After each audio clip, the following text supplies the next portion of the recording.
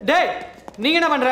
யோ ஏட்டு என்ன அது? இவனை எதுக்கே உள்ள விட்ட? Sir Prabha madam friend. ஃப்ரெண்டுனா வீட்ல போய் பார்க்க சொல்லு. இது ஏன் ஆபீஸ்.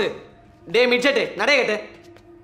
சார் அந்த ஹோமிசைட்ஸ் கேஸ் பத்தி நான் உங்ககிட்ட கொஞ்சம் பேசணும். என்னது கேஸ பத்தி பேசணுமா? அடிங்க. சார் அன்னைக்கு நடந்ததுக்கு தான் நான் உங்ககிட்ட சாரி கேட்டேன்ல sir. Prabha I didn't mean to hurt him. ஆனா கேஸ்னு ஓவரா பேசுறான். எனக்கு இவனை பார்த்தாலே பிடிக்கல. ஆளும் சைஸும். சார் நெடுமாறனுக்கு இந்த கேஸ பத்தி கொஞ்சம். என்ன பிரபா கமிஷனரே நேரடியா பேசுறான்ற திமிரா? என்ன ரெண்டு பேரும் சேர்ந்து ஜேம்ஸ் பாண்டோட காட்டுறீங்களா? முதல்ல அவனை கிளம்ப சொல்லு. Sir please sir. சரி இப்போ என்ன பண்ண சொல்றீங்க? டேய் சொல்றா என்னடா பண்ணோம்? கடைசியாக கொலை நடந்த அப்பார்ட்மெண்ட்டில் உள்ள வாட்ச்மேனை விசாரிக்கணும். யார் அந்த திமிரு பிடிச்ச வாட்ச்மேன் தானே? பெரிய ஷேக் வேற தம்பி மாதிரி பேசுவான். அவன் இதெல்லாம் பேசி ஒன்றும் தெரிஞ்சுக்க முடியாது. வேணா ஒன்று பண்ணுவான். நீ விசாரி என்னத்தை கிழிக்கிறேன்னு பார்க்கலாம். சரியா? வாங்க பிரபா ரெண்டு பேர் சேர்ந்து போவோம். இந்த பஃபோன் என்ன பண்றான்னு வேடிக்கை பார்ப்போம். வாங்க அவன் கிழிக்கிறத பார்க்கலாம். சார்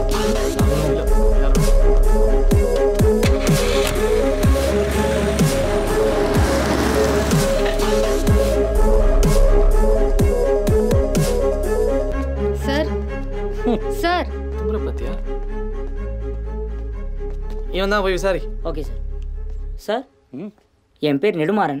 அப்பார்ட்மெண்ட் கேஸ் பற்றி உங்ககிட்ட கொஞ்சம் பேசணும்.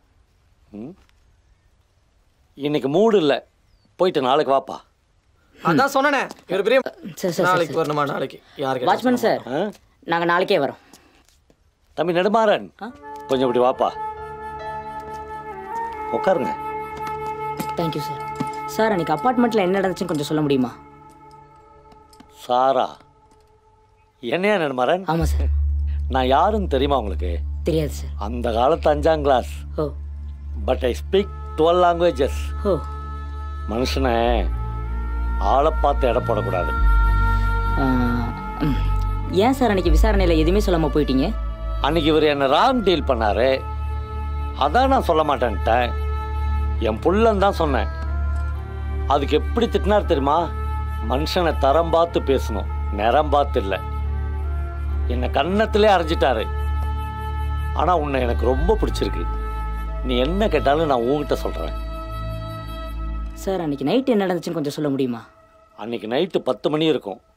2 நாளாக தொடர்ச்சியாக டியூட்டி பார்த்ததுனால ரொம்ப டயர்டாகி கொஞ்சம் கண்ணசந்துட்டேன். திடீர்னு ஒரு கார் வந்து நிற்கிற சத்தம். முழிச்சு பார்த்தா என் ஹைட்டில் ஒருத்தன் வந்து இறங்குறான். பூனை மாதிரி நடந்து வேக வேகமாக உள்ளே போகிறான். நான் அவன் பின்னாலேயே போனேன். சட்டுன்னு எஃப்என் பிளாட்குள்ளே நுழைஞ்சிட்டான். உடனே காலிங் பெல் அழுத்துனேன். அந்த வீட்டம்மா வெளியே வந்து எனக்கு தெரிஞ்சவங்க தான், நான் பார்த்துக்கிறேன்னுச்சு. பைத்தியக்காரி சொல்லிட்டு எனக்கு ஒரு 100 ரூபாயை நீட்டுச்சு. காசுலாம் வேணாம், நீ சேஃபாக இருந்துக்கடாமான்னு சொல்லிட்டு வந்தேன். அதுக்கப்புறம் என்ன நடந்துச்சுன்னு தான் உங்களுக்கே தெரியுமே. சார் இந்த வண்டி நம்பர் ஞாபகம் இருக்குங்களா? நல்ல ஞாபகம் இருக்குது. TN01 BC 8888, ஒரு ப்ளூ கலர் புது வண்டி. என்கிட்ட இருந்து வேற ஏதாவது தெரிஞ்சுக்கணுமா? இல்லை சார் தேங்க்ஸ். வாங்க. நெடுமாறன் இப்போ என்னன்னு சொல்ல போறியா இல்லையா? கொஞ்ச நாளைக்கு முன்னாடி ஒரு நியூஸ். ஏரியில் மீன் பிடிக்க சென்ற பெண்ணுக்கு மீன் வயிற்றிலிருந்து தங்க மோதிரம் கிடைத்ததுன்னு ஒரு ஏரியை மென்ஷன் பண்ணியிருந்தாங்க. சரி அதுக்கு என்ன இப்போ? அது இந்த கைகான் குப்பை ஏரி தான். சத்தியமா எனக்கு ஒன்றும் புரியல. உனக்கு ஒன்றும் புரிய வேண்டாம். பக்கத்து ஏரியாவில் நீச்சல் அடிக்க தெரிஞ்ச யாராவது 4 பேரை கூப்பிட்டு வாப்போ. அப்படியே உங்கள் சீனியர் ஆஃபீஸர்ஸையும் வர சொல்லு.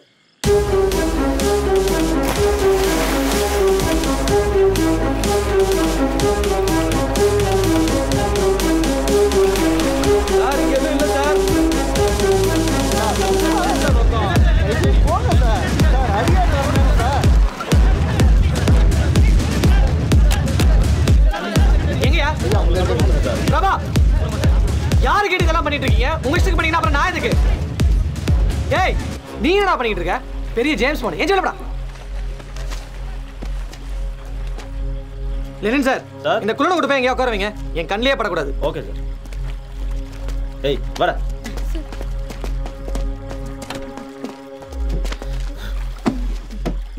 இறங்குன கொன்றுவேன். Prabha have you lost your mind? இந்த கேஸை எவ்வளவு சீக்கிரட்டா ஹேண்டில் பண்றோம் தெரியும்ல. எதுக்கு பிரஸ்க்குலாம் சொல்லிருக்கீங்க? பிரஸ்க்கு நான் இன்ஃபார்ம் பண்ணல. ஏரியாவுல யாரோ ஒரு ரிப்போர்ட்டர் இருந்திருக்காங்க, அவங்க சொல்லிருக்காங்க. whatever. ஆமா அப்படி அவன் கூட சுத்தி என்னத்த கிழிச்சீங்க? அப்ப நீங்க கிளிங்க sir. Prabha better watch your mouth. Sorry sir, with all due respect, நம்மளால தான் எதுவும் பண்ண முடியல. அவ ஏதோ ட்ரை பண்றான். உங்களுக்கு ஏன் சார் எரியுது? Nedumaran believes that there is something under the water. அதெல்லாம் ஒரு மயிரும் கிடைக்காது சார்.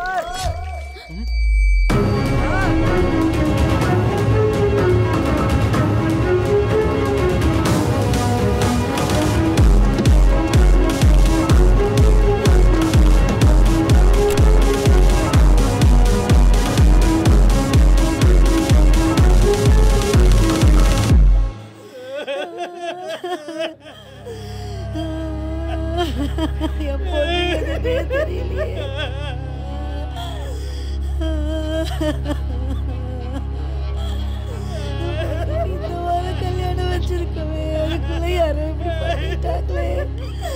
கடவுளே உனக்கு கண் இல்லையா?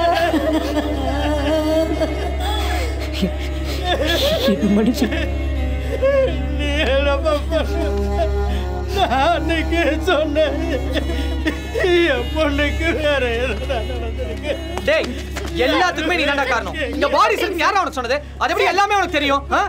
எனக்கு என்னமோ உன் மேல சந்தேகமா இருக்கு. யோ, கூட்டி போய் அவனை கஸ்டடில வையா. யோ, நீங்க என்ன வேடி பாக்குறீங்க? கிரவுட் கிளியர் பண்ணுங்க. சார் அவ என்ன சார் பிரபா, பண்ணா? உனக்கு அவ்வளவுதான் மரியாதை. சார்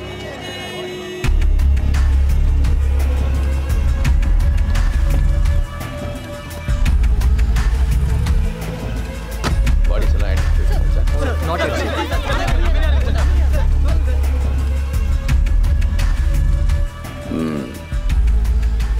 கடைசியாக இந்த கேஸில் ஒரு பிரேக் த்ரூ. பட் மீடியாவை ஹேண்டில் பண்ணுறதுல மறுபடியும் நீங்கள் அதே தப்பை தான் செய்றீங்க. சார் அது நான் இல்லை சார். இதை பண்ணது ஒரு ஆர்வக்கோளர். யார் அது? சார் எங்கேயா? தோர்கா சார்.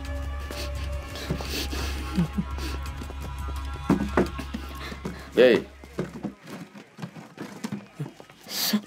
ஏய் நெடுமாறன், சார் நீ எப்பயா சென்னைக்கு வந்த?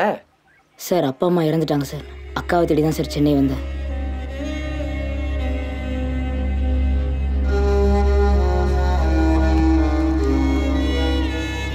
ஸோ அந்த பக்கத்து வீட்டு பொண்ணுக்காக தான் இந்த கேஸை நீ டீல் பண்ண ஆரம்பிச்சிருக்க. ம் ஆமாம் சார். நீ பேசாம போலீஸில் சேர்ந்துருக்கலையா? என்ன உயரத்தை பற்றி யோசிச்சிருப்ப. டிபார்ட்மெண்ட்டில் உடம்புக்கு மட்டும் இல்லை, மூளைக்கே வேலை இருக்கு. எனிவே நீ இந்த கேஸில் இன்வால்வ் ஆனது எனக்கு சந்தோஷம்தான். அதையே நீ திருட்டுத்தனமாக செய்யணும். I will permit you to assist in this case. Okay Sudarshan, இந்த கேஸில் உங்களுக்கு ஹெல்ப் பண்ண நெடுமாறனை வச்சுங்க. லூசா பண்ணி ஒரு கமிஷனர் மாதிரி பேசு. என்ன பாக்குற? ஒரு கமிஷனர் மாதிரி பேசினா அதுக்கான மரியாதை கொடுத்துருப்பேன். அவனுக்கு என்ன குவாலிட்டிஸ் இருக்குன்னு சொல்லிட்டு அவனை எனக்கு ஹெல்ப் பண்ண சொல்ற. நீ என்ன இந்த குள்ளனை வச்சு சர்க்கஸ் காட்ட சொல்றியா? Nedumaran, Sudarshan is my son. Very sincere but கொஞ்சம் possessive. Let me handle this. டேய் பா விடுப்பா. டேய் ஏன்டா உனக்கு இவ்வளோ கோவம்? மேற மாட்டேன் நக்கிற மாடு கெடுக்கிற மாதிரி. அப்பா திருநெல்வேலியில் ஒரு கேஸை பற்றி சொல்லியிருக்கேன்ல, அதுதான் என் கேரியருக்கு இன்ஸ்பிரேஷன் நீ சொல்வியே. அந்த கேஸில் எனக்கு ஹெல்ப் பண்ண நெடுமாறன் இவன் தான்டா. அன்னைக்கு அவன் ஹீரோவா தெரிஞ்சா இன்னைக்கு அவன் உருவத்தை பார்த்தோன்னா ஹீரோவா தெரியலையா உனக்கு? டேய் போலீஸுக்கு எப்படியாச்சும் அந்த கில்லரை பிடிச்சாகணும். அதுக்கு யார் ஹெல்ப் பண்ணா என்ன? முதல்ல உன்னோட ஈகோவை விட்டு தள்ளு பா. டேய் அவனை ஒரு விட்னஸா சேர்த்துக்கடா. எப்பவுமே ஒரு கேமுக்குள்ள இருந்து விளையாடுறவனை விட வெளியில நின்று வேடிக்கை பார்த்துட்டு வர்றான் பாரு, அவன் வந்து விளையாடுனா கேமை சீக்கிரமா முடிச்சிருவான். இதை பாரு, இந்த மாதிரி சிக்கலான கேஸ்க்கெல்லாம் நம்ம போலீஸ் புத்தி, டெக்னிக்காலிட்டி இது எல்லாத்தையும் தாண்டி வேற ஒரு கண்ணோட்டம் தேவைப்படுது. நீ புத்திசாலியா இருந்தா இவனை மாதிரி ஆளுங்களெல்லாம் கண்டிப்பா உன் கேஸுக்கு யூஸ் பண்ணுவேன். அபார்ட்மெண்ட்ல இதுவரை மொத்தம் 6 மர்டர்ஸ் அண்ட் ஏரி லெவல் பாடிஸ். கொலகாரனை பத்தி நமக்கு இருந்த ஒரே ஒரு க்ளூ அந்த கார் மட்டும்தான். அந்த காரையும் நம்ம இப்போ ஏரி பக்கத்தில் லொக்கேட் பண்ணியாச்சு. இதுக்கப்புறம் இந்த கேஸில் நம்ம என்ன பண்ண போறோம் நம்மளுக்கு வழிகாட்டுறதுக்கு we have a special talent in the house. Now let me introduce you to the genius. இவர் ஆள் பார்க்க தான் கொஞ்சம் குள்ளமா இருப்பாரு, ஆனா இவர் பேரே Nedumaran. So let's welcome Mr. Nedumaran. Nedumaran, you may proceed.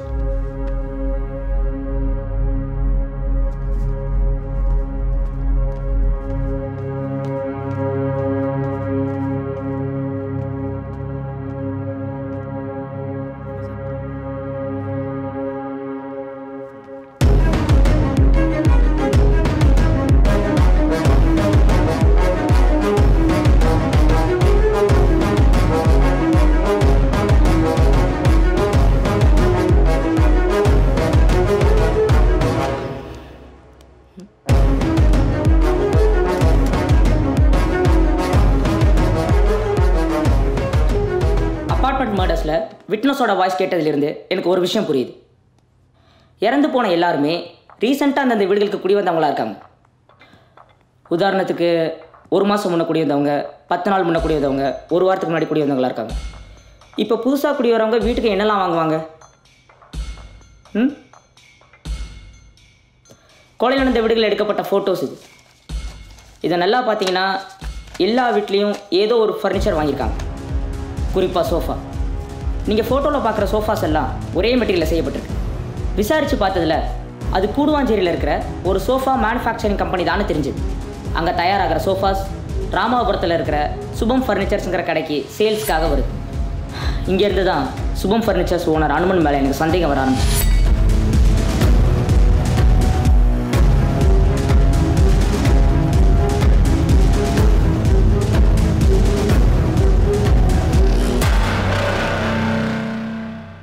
Hanuman தன் கடை பொருட்களை சில வீடுகளுக்கு தானே டெலிவரி பண்ணுற பழக்கம் இருக்குது. அவன் டெலிவரி பண்ணுற எல்லா வீட்லையும் கை வச்சுறதில்ல. பட் 4 out of 10ன்னு ரொம்ப கவனமாக விக்டிம்ஸை சூஸ் பண்ணியிருக்கான். டெலிவரி போகிற வீடுகளில் அவங்கள பற்றின டீட்டெயில்ஸ் தெரிஞ்சுக்கிட்டு அது தனக்கான வீடு தானாங்கிறத கன்ஃபார்ம் பண்ணிக்கிட்டு தன்னோட ஒரு மொபைல் ஃபோனை அங்கே தெரியாமல் விட்டுட்டு போகிற மாதிரி போயிடுவான். அதுக்கப்புறம் அந்த நம்பருக்கு கால் பண்ணி அப்புறமா வந்து வாங்கிக்கிறேன்னு சொல்லி சந்தர்ப்பம் பார்த்து அந்த மொபைலை வாங்க போகிற மாதிரி போய் வேலையை காட்டியிருக்கான். எல்லா பொண்ணுங்ககிட்டையும் அவன் இதே டெக்னிக் தான் யூஸ் பண்ணியிருக்கான். ஹலோ ஹலோ மேம், யாரு? நான் தான் அன்னைக்கு சோஃபா டெலிவரி பண்ண வந்தேன்ல. சொல்லுங்க. போலீஸ் ஃபஸ்ட்டு ஃபோன் கால்ஸ் வச்சு தான் ட்ராக் பண்ணுவீங்கன்னு தெரிஞ்சு அவன் இப்படி ஒரு ஸ்மார்ட் ப்ளே பண்ணியிருக்கான். ஒரு தடவை கூட விக்டிம் நம்பர்லேருந்து அவனுக்கோ இல்லை அவன் நம்பர்லேருந்து விக்டிம்க்கோ கால்ஸ் வந்ததா ஹிஸ்ட்ரியில் இல்லை. ரேப் பண்ணி கொலையும் பண்ணிவிட்டு எந்த தடையுமும் இல்லாமல் அடுக்கடுக்காக அத்தனை கொலைகளை பண்ணியிருக்கான். கடைசியாக நடந்த கொலைக்கு அப்புறமா அவனோட 2 நம்பர் சுவிட்ச் ஆஃபில் தான் இருக்குது. 2 நாள் கழிச்சு அவனோட கரண்ட் நம்பர் இன்னைக்கு காலையில் 11 மணிக்கு ட்ரிப்ளிகன் ஏரியாவில் ஆன் ஆயிருக்கு. அநேகமாக அவன் பிளான் படி சைபர் கிரைம் விஜய் இமீடியட்டாக வர சொல்லுங்க. ஹனுமனோட லொகேஷன் ஜிபிஎஸை ட்ராக் பண்ணி அவனை இன்னைக்கே அரெஸ்ட் பண்ணி ஆகணும். Okay sir.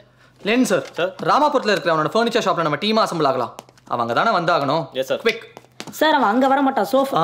நெடுமாறன், நீங்கள் ரொம்ப பெரிய ஹெல்ப் பண்ணியிருக்கீங்க. இந்த கேஸை ஆல்மோஸ்ட் முடிச்சிட்டீங்க. தேங்க்ஸ். நீங்கள் இப்போ கிளம்பலாம். Will catch him today. Thanks again. Selvi, மதியங்க?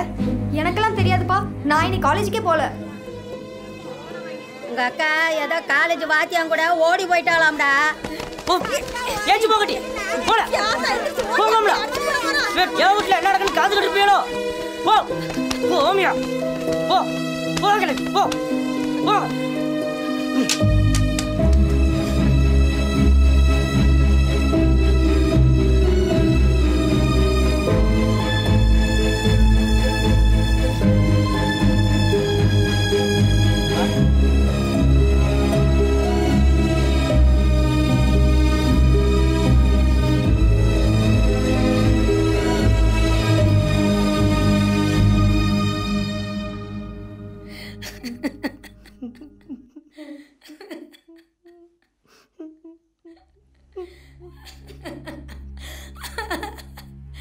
இன்னும் என்னெல்லாம் பார்க்கணுமோ, இப்படி தலையில இடி விழுந்துருச்சு. கேட்டு இப்போ என்ன ஆயிடுச்சு? நீ கிடந்து இழிஞ்சுக்கிட்டு இருக்க.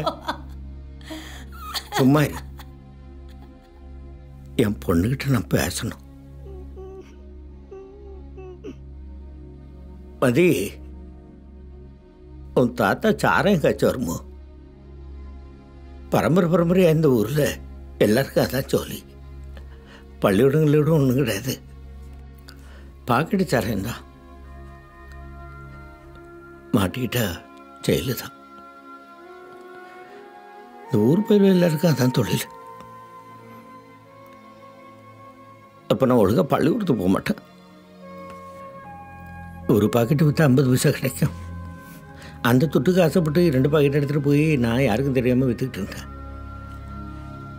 அப்போ தங்கையாயிட்டு வந்து என்னை பிடிச்சி கொண்டு போய் ஸ்டேஷனில் நிறுத்தி எங்களை சரக்குன்னு கேட்கையில் நான் அப்பாவியாக அவரை நேராக கூட்டிகிட்டு வந்து உங்கள் தாத்தா வச்சுருந்த சரக்கெல்லாம் இன்னும் இருக்குன்னு காட்டி கொடுத்துட்டேன்.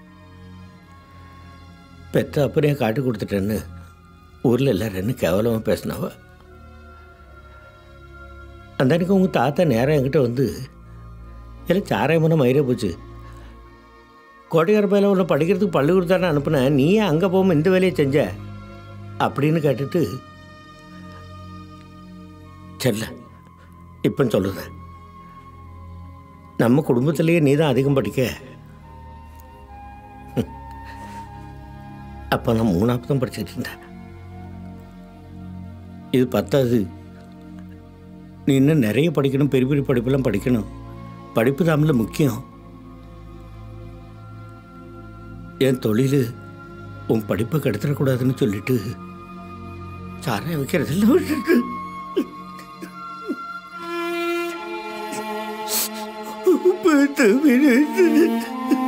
கருவாடு வைத்து கூலி வேலை செஞ்சு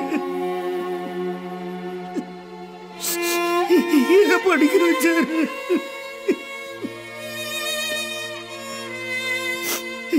நான் பார்க்காத வாழ்க்கை நீ பார்க்கணும், எனக்கு கிடைக்காதெல்லாம் உனக்கு கிடைக்கணும் அப்படின்னு சொல்லி என்னைக்கு சுத்தோட பள்ளிக்கூடத்துக்கு அனுப்புவாரு. அப்படித்தான் யாருமே படிக்காத இந்த ஊரில் நான் படித்தேன். என்ன படிக்க வச்ச எங்கள் அப்பா என் தங்கச்சி படிக்க வைக்கல. இத்தனை தலைமுறைக்கு அப்புறமா இப்போ தானே பொம்பளை பிள்ளைகளை படிக்கிறதுக்கு பள்ளிக்கூடத்துக்கு அனுப்புதாவ. பொம்பளைங்க யாருமே படிக்காத இந்த ஊரில் என் பொண்ணு படிக்கணும்னு நான் ஆசைப்பட்டேன். நம்ம பரம்பரையிலேயே முதல்ல டிக்கெட் படிக்கிற பொண்ணு நீ தானமோ. ஆனால் நீ இன்னும் படிப்பு முடிக்கலையே. கொஞ்ச நாளைக்கு முன்னாடி ஒன்று பொண்ணு கேட்டு கூட வந்தாங்க. நான் மாட்டேன்ட்டேன். வயசுக்கு வந்த பிள்ளையை எதுக்கு காலேஜுக்கு அனுப்பணும், சட்டை போட்டுன்னு யாருக்காச்சும் கட்டி கொடுத்துடலான்னு அம்மா கூட என்கிட்ட சட்டைக்கு வந்தா. நான் யாரு பேச்சையும் கேட்கல. எனக்கு என் பொண்ணு முக்கியம் இல்லையா? உன் மேல எந்த தப்பு இல்லைடா கண்ணு, அப்பா மேலதான் தப்பு. நான் இதெல்லாம் சொல்லி சொல்லி வளர்த்துருந்தேன்னா நீ இப்படி பண்ணிருக்க மாட்டல. ஒரு 2 நாளையில வந்துடுவில்லடா கண்ணு. ஏயா இவள் வெள்ளந்தியாக்க லவ் மட்டும் பண்ணல, படிக்கிற வயசுல வாங்கிக்கிட்டு வெளியே செல்ல வைக்கப்பட்டு ஊரை விட்டு ஓடி போயிருக்கா. என்ன பாக்க அவ கர்ப்பமா இருக்கா. போதுமா?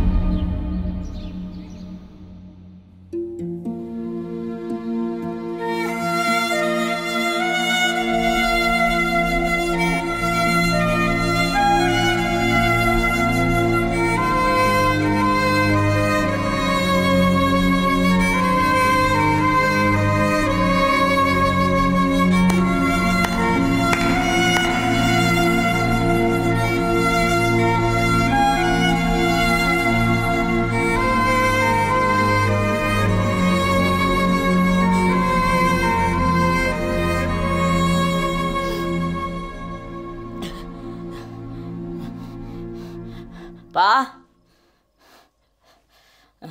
மா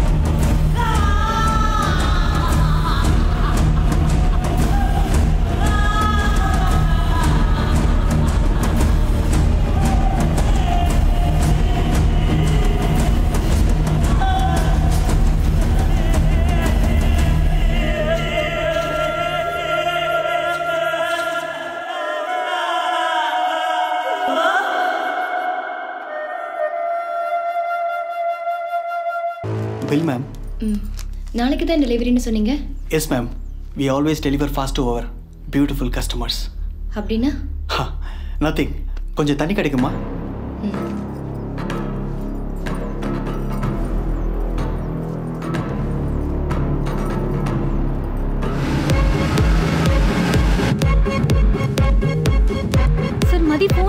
சார். Shit shit shit. அப்ப நெடுமாறன் காச்சு ட்ரை பண்ணி பாருங்க. சார் நெடுமாறன் ஃபோன் யூஸ் பண்ண மாட்டான் சார். Thank you. வீட்டில் யாரும் இல்லை, நீங்க மட்டும் தனியாவா இருக்கீங்க? லேய் எந்திரல, வெளியே போ. காசு வாங்கியாச்சல, கிளம்பல. தேவையில்லாத டீடைல்ஸ் எல்லாம் கேட்டுக்கிட்டு போல. சாரி.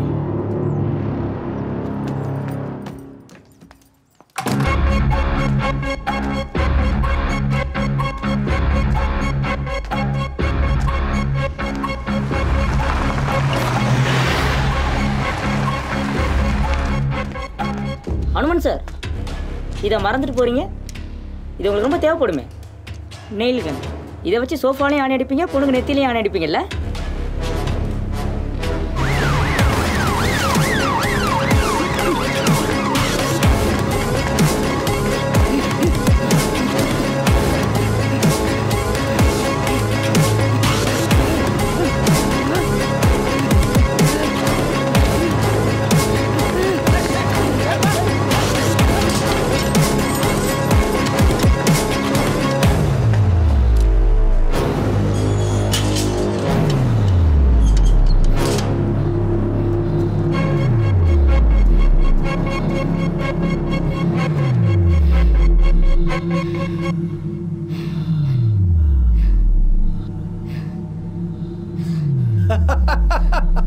நான் ஒரு முட்டாள்டா, உன்னை பார்த்து பயந்து வர்றேன் பாரு.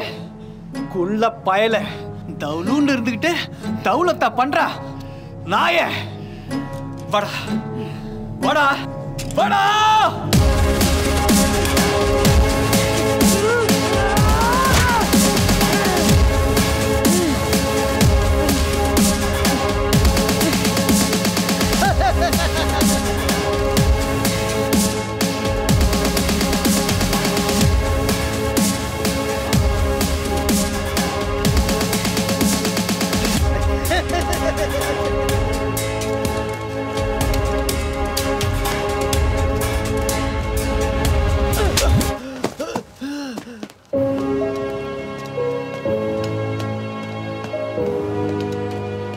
அனுமனுங்கிறதா உன் பேரு. பெண்களோட வீட்டுக்கு சோஃபா டெலிவரி பண்ண போறப்ப அவங்களோட சூழ்நிலையை நல்லா புரிஞ்சுக்கிட்டு அவங்களை கற்பழிச்சு கொலை பண்ணிட்டு இருந்திருக்கான். இது மட்டும் இல்லாம நம்ம இந்த மிஸ்ஸிங் கேசஸ் பத்தி பேசணும் இல்லையா, அதுலயும் இதே நான் தான் இன்வால்வ் ஆயிருக்கேன். ஒரு சின்ன கதை சொல்றேன், உட்கார். உட்கார்ற.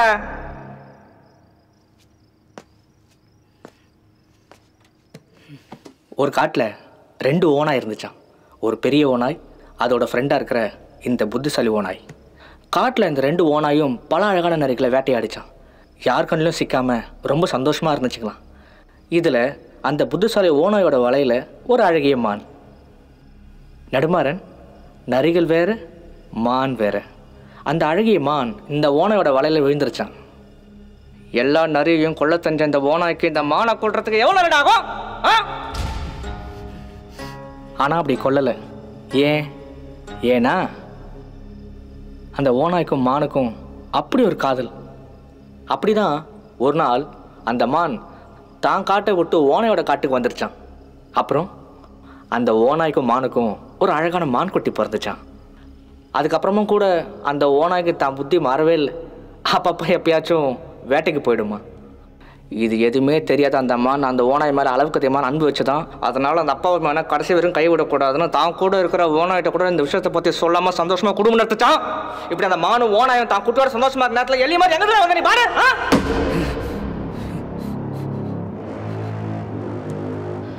நடுமாறன், இப்போ என்ன? அதான் கேஸ் முடிஞ்சிச்சுல, நீ அவனை பிடிச்சி கொடுத்துறல, என்ன விட்டுடு. நானும் அவளுக்கு தப்பு இல்லையே. சரி, இந்த பானு விஷயத்தில் என்னை மன்னிச்சுக்கோ. எதிர் வீட்டிலேருந்து டெய்லியும் கண்ணை ஊற்றிட்டு இருந்தா அதான்.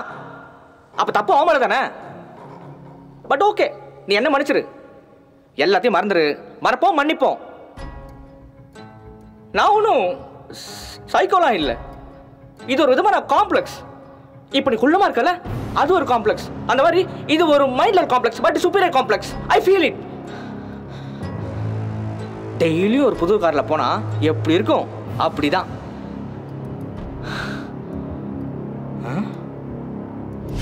ஆமா, நான் ஏன் உடல பேசிட்டு இருக்கேன்? ஏய், நீ ஊருக்கு போடா, வேலை பாரு. உனக்கு வேற எந்த ஆப்ஷன் இல்லை. புரியுதா? புரியுதாடா? போடா கிளம்பு.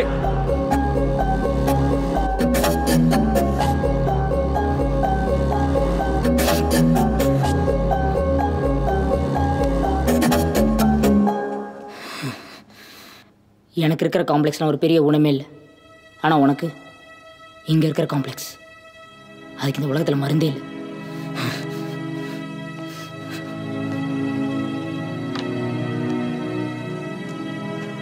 பாப்பு, நீ எதுவும் பயப்படாம ஊருக்கு போ. உங்க அக்கா எதுவும் பண்ண மாட்டேன். பாய்மா. சின்ன ராசாவே சித்திரம்பு ஒன்ன கடுக்கிதான். சுண்டலே, அவசரப்பட்டு போலீஸ் கிட்ட சொல்ற போற. ஆனா நீ சொல்ல மாட்டேன், ஏன்னா உங்க அக்கா லைஃப் ரொம்ப முக்கியம் இல்ல.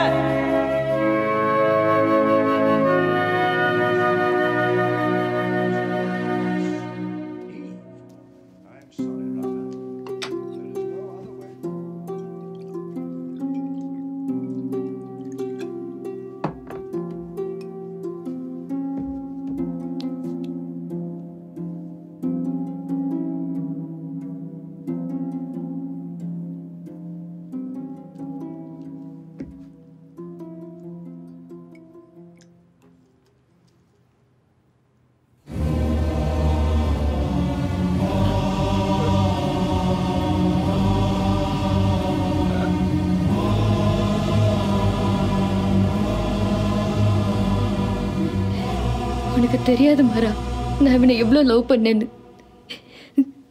அவனுக்காக நம்ம அப்பா அம்மா நீ கூட பெருசுலன்னு தூக்கி போட்டு வந்த. ஆனா அந்த நாய்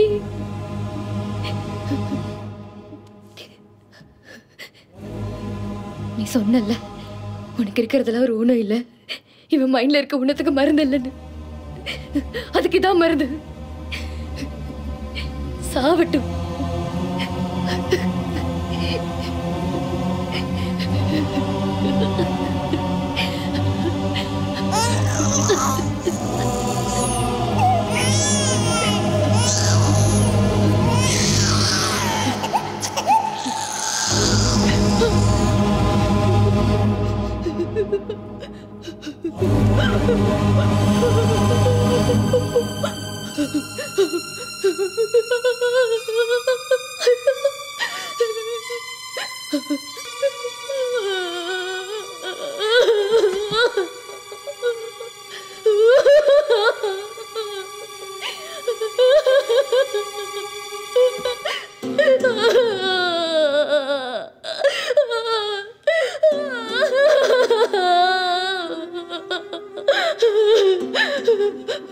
முட்டாள்தனமான எடுத்த முடிவு என் வாழ்க்கை எப்படி பண்ணிருச்சுன்னு பாத்தியா? நான் மட்டும் இப்படி பண்ண வருதுருதா நான் அப்பா வச்சு உயிரோட இருந்திருப்பாங்களே. தப்பு பண்ணிட்டேனே, ஏமாந்துட்டேனே.